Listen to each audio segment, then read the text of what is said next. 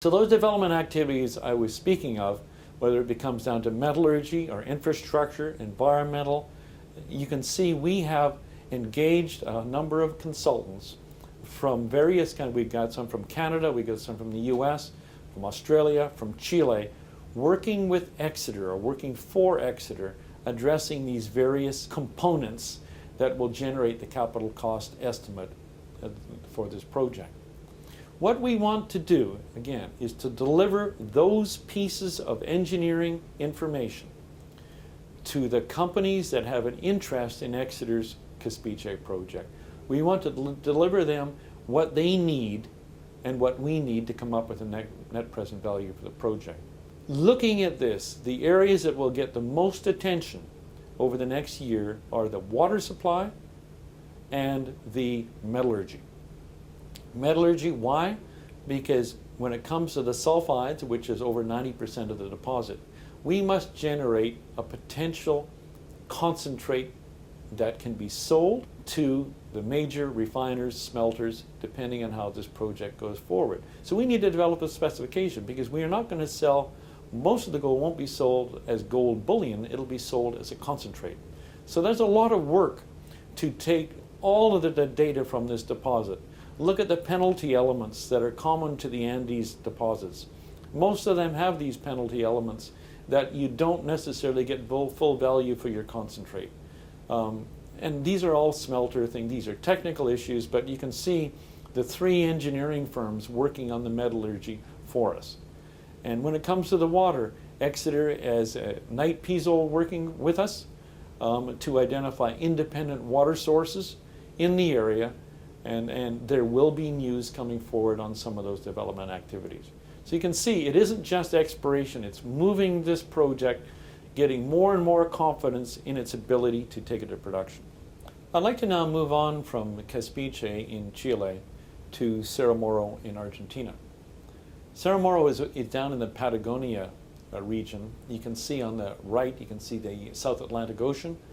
And you can see Cerro Moro, the mines are shown in these little white symbols, is in a mining district.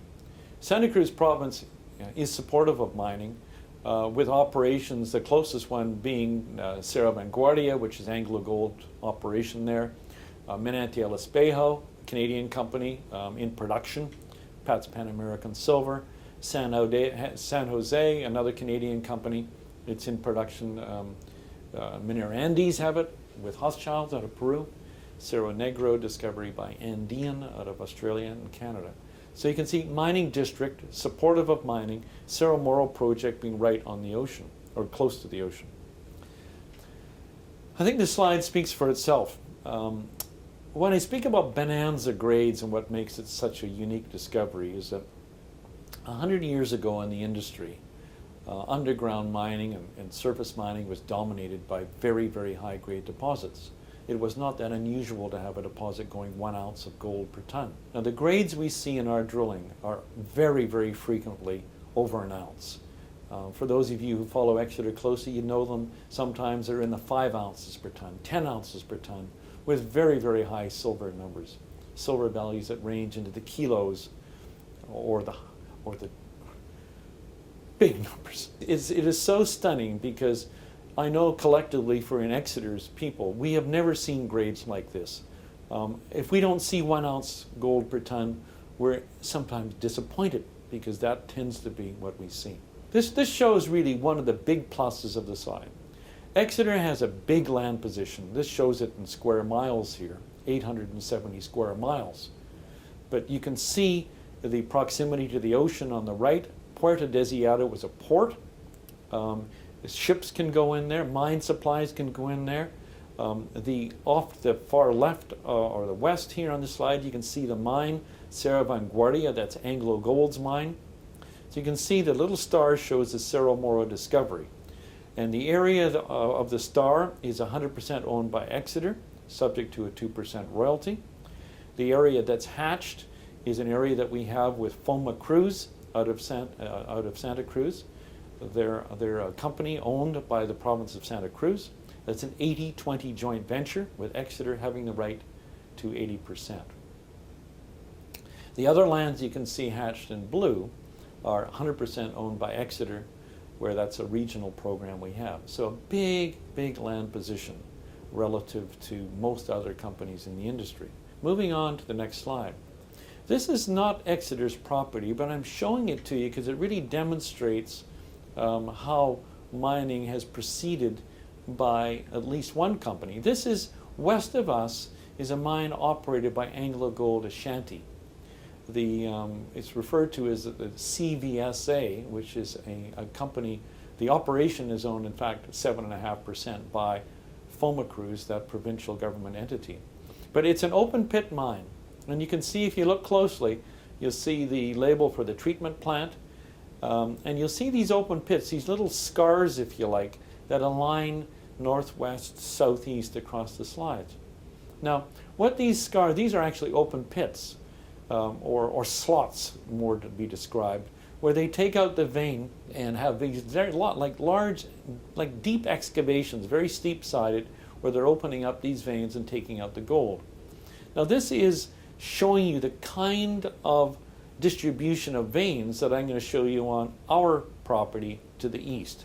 You're seeing structures that are going northwest, southeast. You can see from the scale there that you have, in the central part, you can have 1, 2, 3, 4, 5, 6 of these open pit slots over a distance of about 4 kilometers along trend. That's remarkably similar to what we're starting to see at our project to the east. This is an open pit mine. We're looking at actually open pit and underground. This mine has been in operation now for some years. 6 million ounces. It's interesting, when this project started 8 years ago, it only had about 2 million ounces. And they've consistently been replacing their ounces through additional exploration. The slide showing the table here. Now, this is, again, the National Instrument 43101 designation of what Exeter has. Now, this is not based on Exeter's calculations. It's done independently by an international firm called Snowden's. Snowden's operate in Canada, the UK, Australia, and you can see, again, a table similar to what I showed you for the Caspiche project. But on this project, Exeter has found 25 veins. In fact, I'm sure if we speak to the geologists next week, they'll be saying it's more like 35 veins. But the fact is that we had enough drill holes on 3 of them for Snowden's to independently calculate how many ounces of gold were in those 3 veins at the inferred category. This is inferred. You can see out of the 3 veins, the one that's highlighted in yellow is indeed the highest grade. It's averaging 34 grams of gold per ton. So there's 518,000 ounces gold equivalent at 34 grams per ton. And back to what I was saying before in Caspiche, there's no copper on this project, but there's very, very considerable silver. You can see at Escondida, 13.6 million ounces of silver, 324,000 ounces of gold. So when we look at the value of that silver and use a gold price to say what would that be equivalent to in value and call it ounces of gold, you can see that's how we come up with 518,000 ounces. Now, the Esperanza and Gabriela veins are lower grade, but you can see even bringing those ones in to get the 646,000 ounces gold equivalent, you can still see it's 18 grams per ton of gold.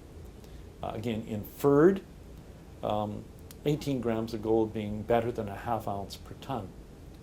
Now, I can't tell you today the economics of mining this deposit. We'll have the numbers being generated early next year. But for now, you can see by the standards of our industry, this is a very high-grade resource.